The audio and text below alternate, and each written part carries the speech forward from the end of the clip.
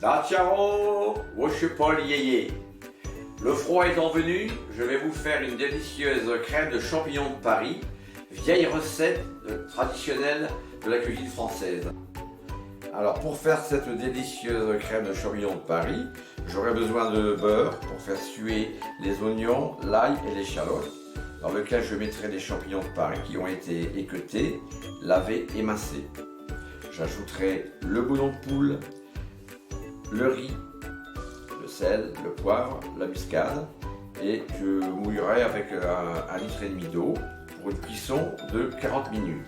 Les croûtons seront seulement saisis à la fin pour la décoration du potage, ainsi que le persil. Faire bien chauffer le beurre pour faire suer l'oignon, l'échalote et l'ail.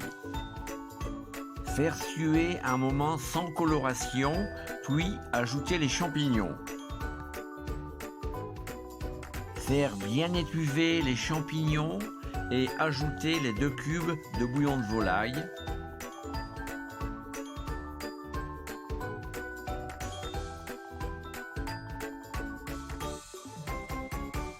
Puis ajouter les 2 cuillères de riz. Bien mélanger et laisser étuver le tout quelques minutes. Ajoutez l'eau pour une cuisson d'une bonne quarantaine de minutes.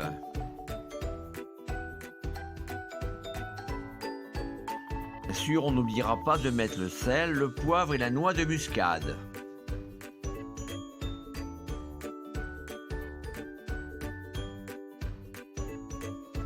Pendant la cuisson de la crème de champignons, faire chauffer de l'huile dans une poêle et y ajouter les croûtons juste pour les faire bien rissoler sans excès.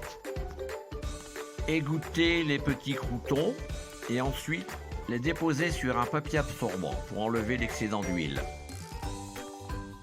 Une fois la cuisson de la crème de champignons terminée, émulsionnez dans un appareil mixeur ou alors si vous avez un mixeur plongeant. Débarrassez la crème dans une soupière et y ajoutez la crème fleurette et le persil. Pour la dégustation, vous mettez la crème de champignons dans un bol, vous y déposez les croûtons et un peu de persil. Et bon appétit! Pour nettoyer les champignons de Paris, c'est tout simple. Les pieds, on les taille en pointe. En pointe par souci d'économie.